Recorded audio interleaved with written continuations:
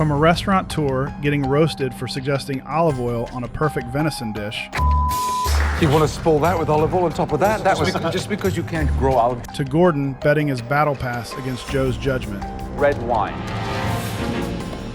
Guys, when's the last time you were at your local market and saw a rack of venison? These were the times Masterchef judges couldn't keep it together. Starting with the season 3 auditions, where one dish split the panel so badly that Graham Elliott became the most uncomfortable man in the room. Felix walked in as a food server with the confidence of a seasoned chef, presenting a dish that immediately made Gordon raise an eyebrow. I'm gonna make a crispy risotto with a steak tartare on top.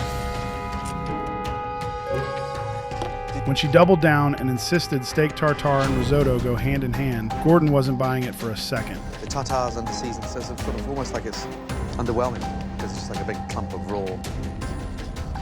Love the confidence, but it's on the verge of the arrogance because you're not really delivering. Joe stepped in and flatly disagreed, telling Gordon the dish was actually good and casting his yes without hesitation. I couldn't disagree more. I think that it's, You disagree or not? I was giving you my version. I thought it was really good. Fine. I thought the rice was good, crunchy. That left Graham stuck right in the middle, and you could see him visibly squirming trying to make a call. You know, I do appreciate taking the inspiration of the crispy rice from the sushi world, but I would have rather seen a full-on commitment to it, you know, going, I think you have what it takes and I want to see more. Yes, come get your apron. Gordon sat there with nothing but a muttered, fooled again. But while that disagreement was just awkward, the next one got personal, because Joe went after Gordon's entire country. Chital walked up to the judging table with a pan-roasted venison with a blueberry wine sauce that had Gordon gushing from the first sight. It looks immaculate. It's like a restaurant dish. Yeah, through and through. And it's done with great finesse. He praised the timing, the resting, the sauce, basically a flawless execution under pressure. The texture of the venison is superb. You've got that bite in the Brussels sprouts, but you've managed to combine this acidity with the richness of the game, and it works brilliantly. Then Joe took a bite, liked it, and suggested something no one saw coming. Drizzle of the most green, intoxicating raw olive oil to give it a little bit more of that lush Italian bitterness. flavor. Excuse me, did I say Italian?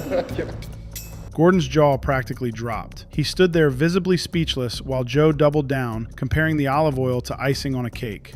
Olive oil on top of that? Absolutely.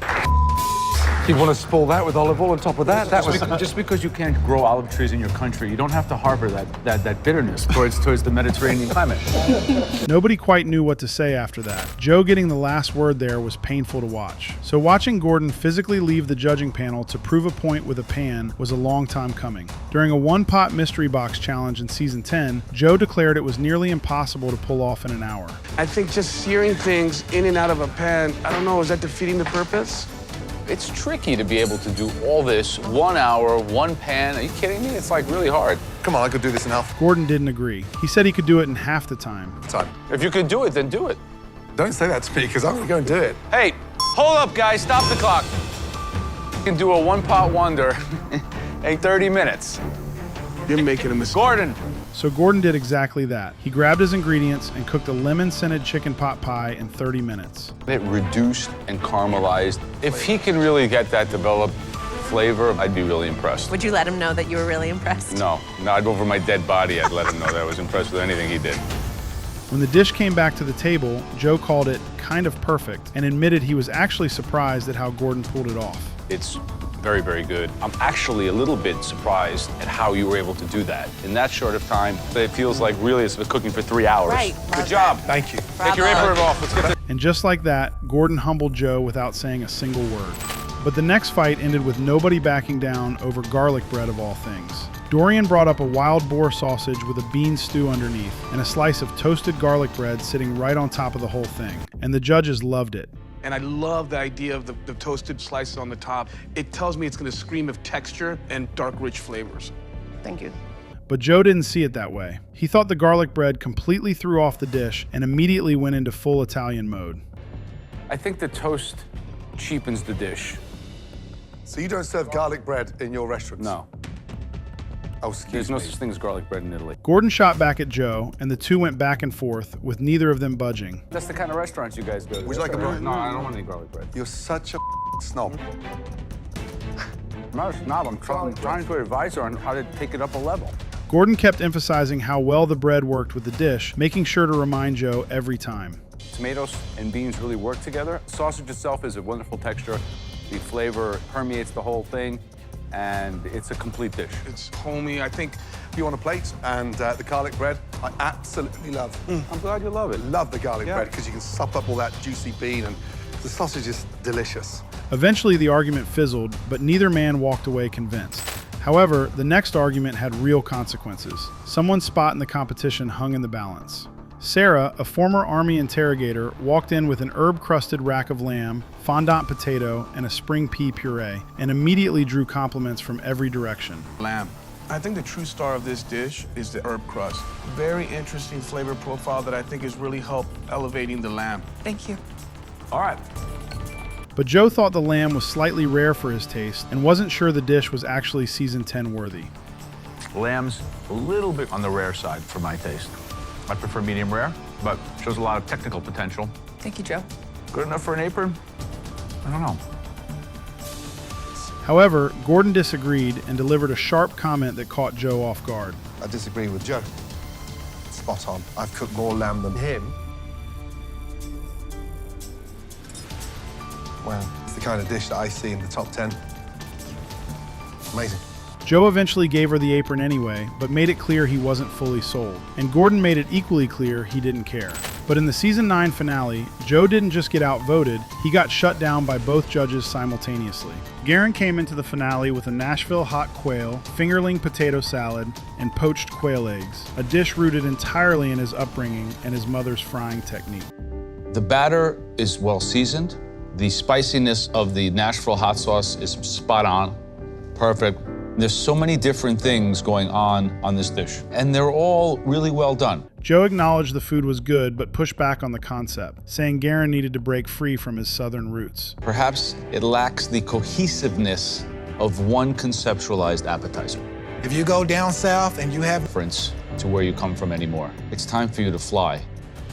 I disagree with you, Joe, I think. However, Aaron completely disagreed with Joe, emphasizing that Masterchef is all about taking what's inside someone and elevating it, and that's exactly what Garen did. Is exactly what MasterChef is intended to do, to bring out the best in you with us helping you with technique. So this says so much about your evolution. I think frying is the lost art in the kitchen. And Gordon backed Aaron up. Quail's slightly gamey, the coating delicious. You've elevated a fast food and you paid respect to your upbringing. I love the dish. Good job. Thank you. Joe found himself in the minority on his own panel. Two judges teaming up against one is one thing, but in Canada, one judge went further, convincing a colleague to completely reverse their own decision. During the MasterChef Canada Season 1 auditions, Evan presented a dish that immediately split the room. My answer is a yes. I do not see the passion in that dish. My answer is no. For me, it's a no. But Judge Claudio disagreed. He saw something in Evan the other two didn't. And after Evan began walking out, Claudio turned to his co-judges and flat out refused to let it go. Completely disagree. The taste was not there. I really want you to see what I'm seeing. You know when you meet that person who has potential? But they all do, don't they? Not like that. I want to coach him. Alvin listened and rolled his eyes a little, calling Claudio a softie. But Michael stopped, reconsidered, and then walked out after Evan to hand him the apron himself. Claudio really believes in you. And he convinced me that I should believe in you as much as he does. Claudio didn't gloat. He didn't need to. He saw what the others missed, and one of them was honest enough to admit it. That was a judge changing minds behind closed doors. But Gordon staked his own battle card on it, and the results shut everyone up. Michael walked into his audition carrying everything on the line. And I realized that this is a platform that could launch somebody who comes from nothing. And do you have nothing? At the moment, yeah. I don't even know if I have a home to go home to when I go home. Courageous. Micah stepped up with churros, a chocolate conch dish rooted entirely in street food, something he described as the truest representation of who he was. And Gordon acknowledged the humility behind it. They are humble. The big question is, are they good enough for an apron? The fact that you dusted it with the cinnamon while they were still hot, that's traditional. but the chili, too much, baby. The other judges were more direct that the dish simply didn't show him enough. For me, it's no. Aaron. That churro dish does not show me enough. So my answer is no. Gordon disagreed with both of them. He knew what it looked like when someone had real passion and was genuinely fighting to turn their life around. I think you two are wrong. I know what it's like to have passion to turn your life around. I'm playing my card on you. You have a second chance to battle it out. Whoever these two guys give their pass to, you're going up against for the last apron. And Joe was quick to check Gordon for that. There's something in him that resonates with me at 19. You just wasted your battle card, Gordon.